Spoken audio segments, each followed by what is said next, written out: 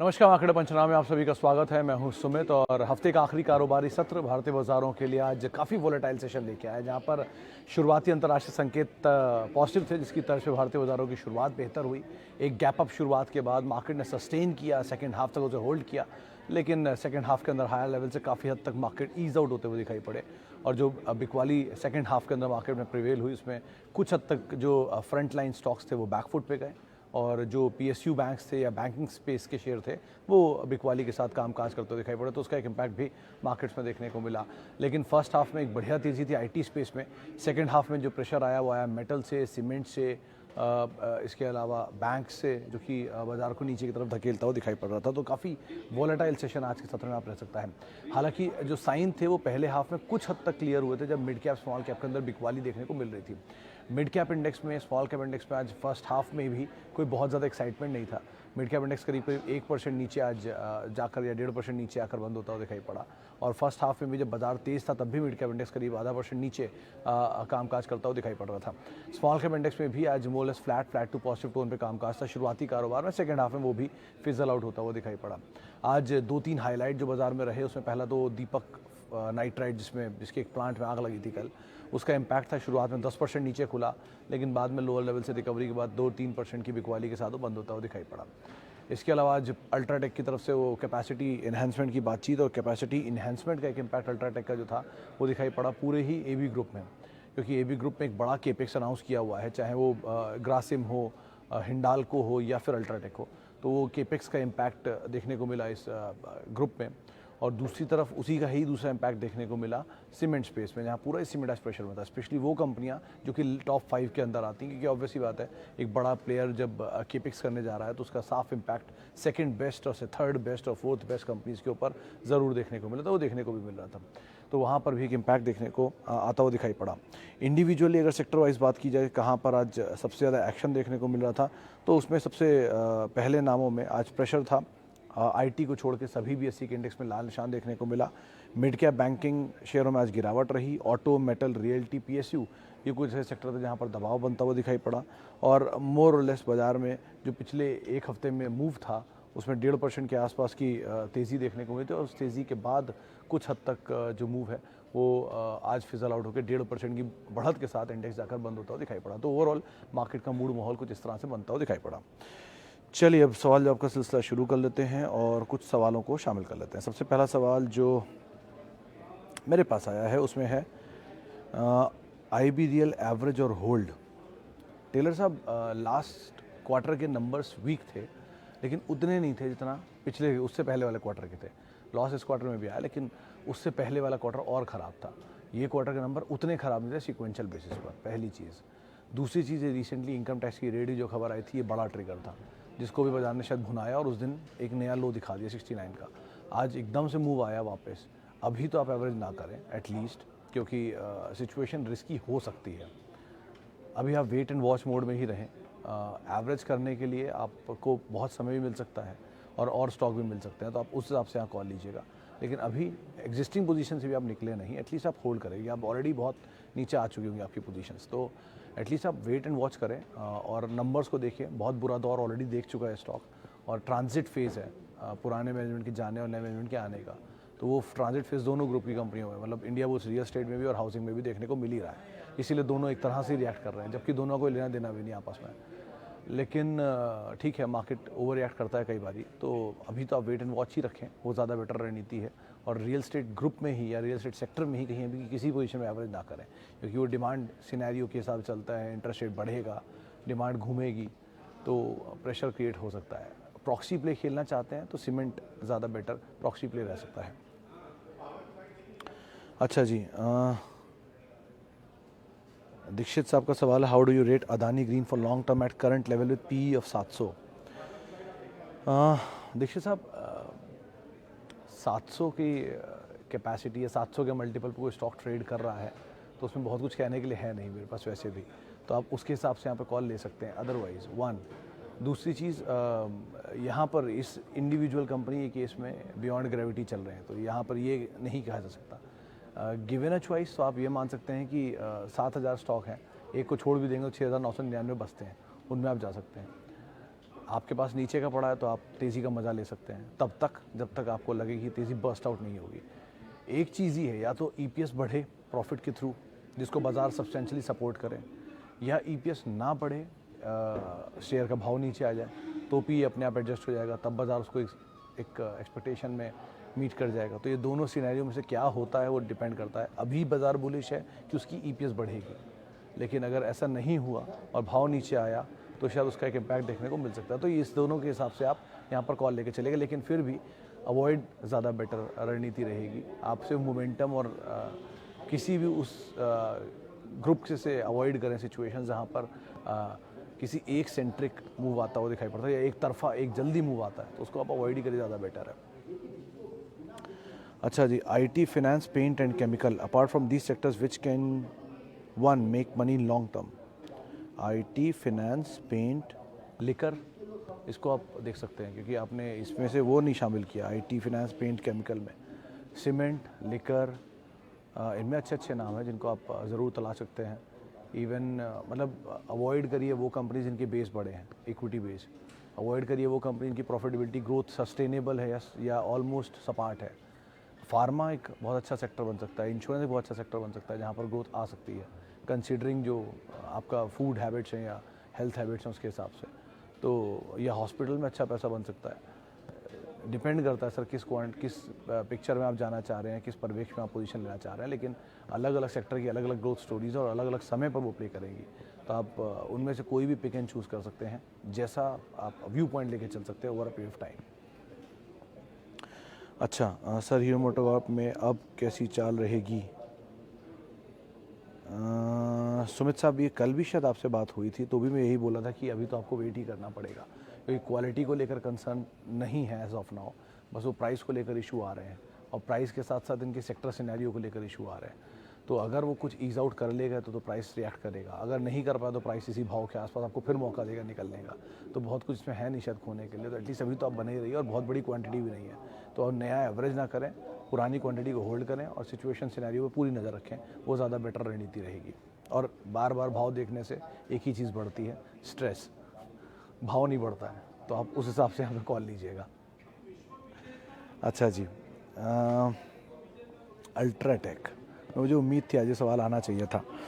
सरोज साहब का सवाल आया है। सरोज साहब देखिए, अल्ट्राटेक के केस में उन्होंने नई कैपेसिटी ऐड की है, 120 मिलियन टन की कैपेसिटी उनकी एग्जिस्टिंग कैपेसिटी है और उसको ले आके वो 157 मिलियन टन लेकर जा रहे हैं FY25 तक आते आते अगले 3 साल में।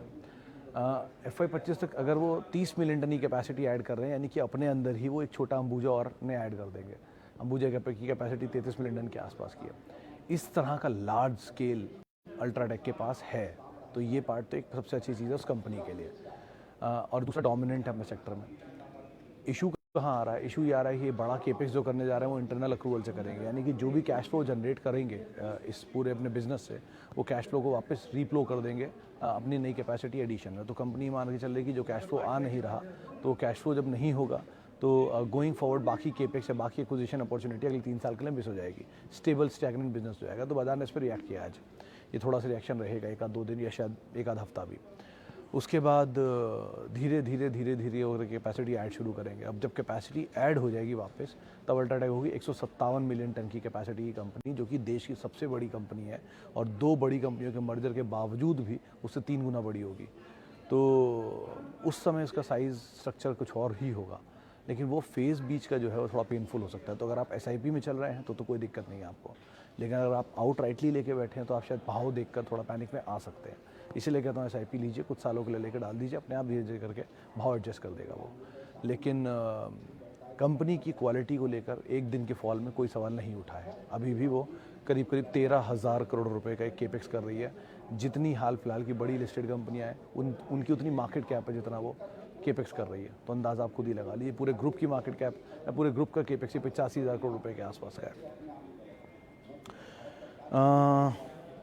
अदानी विल्मर के केस में परवेज साहब, वो जो ग्रीन के जब टिप्पणी हुई थी कि क्या करा जाए, ये भी नंबर से बियॉन्ड है। लेकिन हाँ, ये बात सही है कि बाकी कंपनियों के कंपैरिजन में एटलीस्ट इसकी परफॉर्मेंस नंबर वाइज थोड़ी बेटर है और नए नए प्रोडक्ट ऐड हो रहे हैं। नए जो इन्होंने राइस मिल खरीद लिया, FMCG बिज़नेस खरीदने शुरू कर दिए हैं, वो सब आ रहे हैं इनके बिज़नेस में, तो उतना बुरा हाल नहीं है। नियर टर्म में ऊपर नीचे ज़रूर होगा, कि ऑब्वियसली बात है ASM4 में पड़ा हुआ है, टी कैटेगरी के अंदर का स्टॉक है, तो उस तरह से इसकी वॉलेटिलिटी को कर्टेल कर देंगे लोग, मतलब इससे एक्सट्रीम वॉलेटिलिटी रहेगी, या तो अपर सर्किट या लोअर सर्किट। लेकिन अदरवाइज़ आप गुड टू होल्ड है, ऐसा कुछ बुरा नहीं है, नीचे के दाम पे मिल जाए तो ज़्यादा बेटर सिचुएशन है। इसका बहुत बड़ा क्राइटेरिया, बहुत बड़ी एज बाकी है मूव के लिए, अभी तो शुरू ही हुआ है, 2022 की तो लिस्टिंग ही है, तो आप एटलीस्ट अभी टाइम दे सकते हैं। थोड़ा कूल ऑफ हो रहा है, वीक हैंड्स निकलेंगे तो उसके बाद शायद चल सकता है। तो अभी ब्रोकरेज हाउसेस के जो टारगेट तो 1000 रुपये के आसपास के हैं, उसके हिसाब से आप कॉल ले सकते हैं। Okay, how important is to evaluate a stock on basis of PE for long term? Most important और कैन बी नेग्लेक्टेड। अनिल साहब, अगर आप लॉन्ग टर्म कोई भी कंपनी को देख रहे हैं तो सिर्फ 2-3 चीज़ें पहले देखेंगे आप, मतलब मैक्रो से माइक्रो में जाएंगे।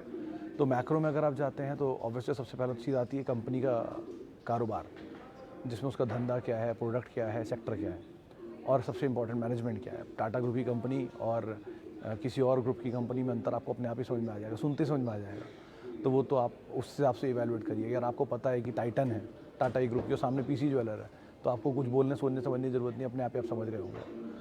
दूसरी तरफ आता है बिज़नेस, ऑन गोइंग बिज़नेस है, जैसे कि FMCG, जैसे कि हॉस्पिटल, जैसे कि फार्मा, जैसे कि लिकर, सीमेंट, इनकी ऑन गोइंग डिमांड रहती है, थोड़ी बढ़ती घटती रहेगी लेकिन डिमांड रहेगी। Auto, IT, metal. लेकिन सीजनल है, जैसे कि मेटल हुआ, शुगर हुआ, ये ऑन गोइंग डिमांड पे भी रहते हैं, लेकिन इनकी सप्लाईज एंड डिमांड्स ऊपर नीचे श्रिंक करते हैं। एक होते हैं कंसिस्टेंट डिमांड वाले, इसमें फार्मा और लिकर और FMCG आता है या IT आता है, तो इनकी स्पेंडिंग थोड़ी बहुत ही घटती है, लेकिन बहुत बड़ा फ़र्क नहीं आता। फिर आपको सेक्टर आपने इवेलुएट कर लिया, फिर आप और नीचे आइए, कंपनी की कैश फ्लो सिचुएशन देखिए, कितना अच्छा कैश जनरेट करती है, कितना बिजनेस में रीफ्लो करती है, क्या केपेक्स है, क्या बड़ा साइज़ है। फिर आप और नीचे आइए, और सबसे इंपॉर्टेंट पार्ट जिसको मैं मानता हूँ वो है इक्विटी साइज़, कि कंपनी का इक्विटी साइज़ कितना बड़ा है, क्योंकि इक्विटी साइज़ से बहुत कुछ डिपेंड करता है। वोडाफोन का इक्विटी साइज़ 3200 करोड़ का है, जो मैंने अभी पढ़ा थोड़ी देर पहले, और MRF का इक्विटी साइज़ 42 लाख का है, यानी कि उसके 42 लाख शेयर टोटल मार्केट में, उसके 3250 करोड़ शेयर बाजार में है। इंडिया की आबादी 140 करोड़, उसका 22-25 गुना वोडाफोन की इक्विटी का साइज़ है। तो वो कितना भी प्रॉफिट कमा ले, उनको लॉस ही दिखेगा। तो इसीलिए वोडाफोन आज 28,000 करोड़ का लॉस है, फिर भी -10 EPS है उसकी।